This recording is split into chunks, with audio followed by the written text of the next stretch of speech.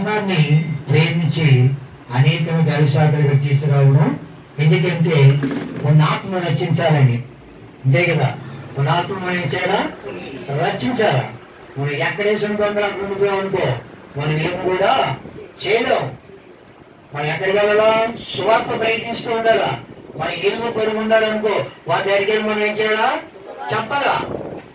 అమ్మా మనకి అక్కడ ఆ పైన పల్లి బావిలో అక్కడ ఆరాధన జరుగుతుంది, రండి. శుక్రవారం అమ్మా మంగళవారం ఆరాధన జరుగుతుంది, రండి అని మనం చెప్తూ ఉండాలా. మనం పని చేస్తుండాలా, మనం చెప్తూ ఉండాలా. అంటే సువార్త చేస్తుండాలా, మనం దేవుడి మందిరానికి వాళ్ళని నడిపిస్తుండాలా. వారి కొరకు మనం ఏం చేయాలా? ప్రార్థన చేయాలట. హల్లెలూయా, హల్లెలూయా. దేవుడా, ఎందుకంటే దేవుడు మరి ఒక మధ్యాహ్న ఉదయకాల సమయంలో దేవుడు మరి కొన్ని 5 నిమిషాలు నేను మాట్లాడి 5 సమయం ఇస్తాను. అంటే హెచ్చరిక అంటే కొన్ని మాటలు చెప్తాను. బైబిల్ ఉంది, మీరు చదవండి, అంతే, ఏం చేయలేదు. దేవుడు అంటారు, దేవుడా మరి జ్ఞానం లేకపోతే దేవుడిని అడగలేదా? అడగాల. యాకోబు రాసిన పత్రికలో 1:5 అంటున్నాడు, మీలో ఎవరికైనా జ్ఞానం ఉన్న ఎడలా ఎవరిని అడగాలి? మనం దేవుని అడగాలట. అలాగే నేను కూడా దేవుని అడుగుతాను.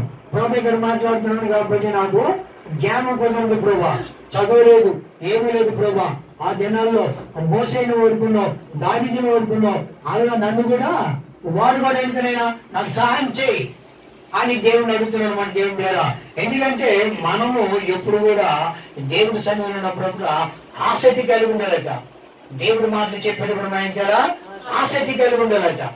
ఆసక్తి కలిగి ఉంటేనే మనకి ఆశీర్వాదం. మరి లేని దానిలో మనకి ఏమనదు? ఆసక్తి ఉండదు. అందుకే ప్రసంగి 5వ అధ్యాయము 1వ వచనం చూడండి. ఒక మాట చదవడాలుగా 5వ అధ్యాయము 1వ వచనము. ప్రసంగి 5వ అధ్యాయం 1వ వచనం.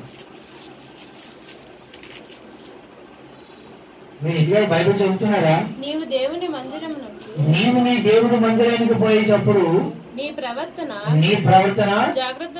జాగ్రత్తగా చూచుకోను. ఎందుకన్నాడు దేవుడు మాట? దేవుడి మందిరానికి వచ్చినప్పుడు మనం ప్రార్థన సరి చేసుకోవాలట. మందిరానికి వచ్చినప్పుడంట పాటలు పాడేటప్పుడు మనం ఏం చేయాలా? 2 చేతులు దేవుడు ఇచ్చాడు కదా. చేతులు ఏమైనా బలహీనంగా ఉన్నాయనుకో ఆ మందిరంలో మనకి ఏమొస్తుంది? బలం వస్తుంది. ప్రభా నేను ఆరాధిస్తున్నాం అంటే అదే. ఆ 2 చేతులు తప్పులు కొంచెం మనకి ఏమవుతుంది? మనలో ఉన్న షుగరు, బీపీ, మన అరవై వీక్నెస్ ఉన్నా అన్ని కూడా పోతాయి. అంతే కదా. మరి ఏది పట్టకుండా మనం కాము పోతున్నాం అనుకో ఏమి కూడా ఉండదు. ఇంకొక 2 మాట చూద్దాం. అదే ప్రసంగి 11వ అధ్యాయము 9వ వచనం ఉంటుంది. చూడండి, ప్రసంగి గ్రంథం.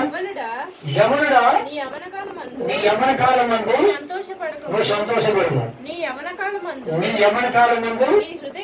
నీ హృదయము సంతృప్తిగా ఉండివును. నీ కోరిక చొప్పున నీ దృష్టి యొక్క నీ ఇష్ట చొప్పున ప్రవర్తించము. అయితే వీటన్నిటిని బట్టి దేవుడు నిన్ను తీర్పులోకి తెచ్చునని జ్ఞాపకం ఉంచుకోను. ఆమేన్, హల్లెలూయా. యవనస్తులు చూస్తున్నాం కొంతమందిని. మనం ఏం చూస్తున్నాం?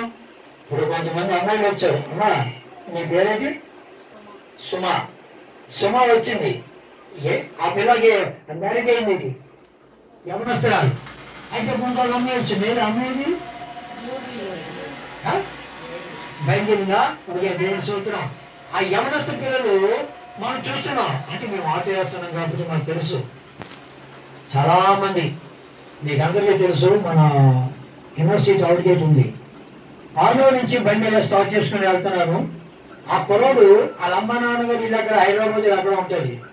ఈ ఇంజనీరింగ్ కాలేజీలో పెద్ద పెద్ద చదువులు చదువుకున్న పిల్లలు కదా. బేరం అనుకోండి, బండి ఆపమంటే ఆపాను బండి, అంతే. ఆటో వస్తామని అడిగారు. వస్తాం బాబు అన్నాను. ఆటోకి కూర్చొని పోయి బుల్లం కాలేజ్ దగ్గరికి రానిచ్చాడు. అంకుల్ ఇక్కడ ఎవరైనా గంజాయి అమ్ముతారని అడుగుతున్నాను.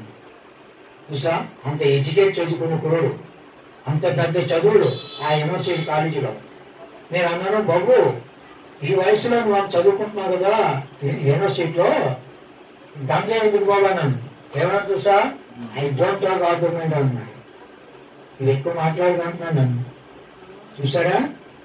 మనం ఏం చెప్పాం బాబు, దానివల్ల మనకి అడవుల కోసం మనం చెప్తే పెద్ద చదువు అంటే చదువు జ్ఞానం ఎక్కువైపోయింది. ఇప్పుడు ఎవరొచ్చ పిల్లలు ఏమవుతున్నారు, ఇప్పుడు పాడైపోతున్నారు.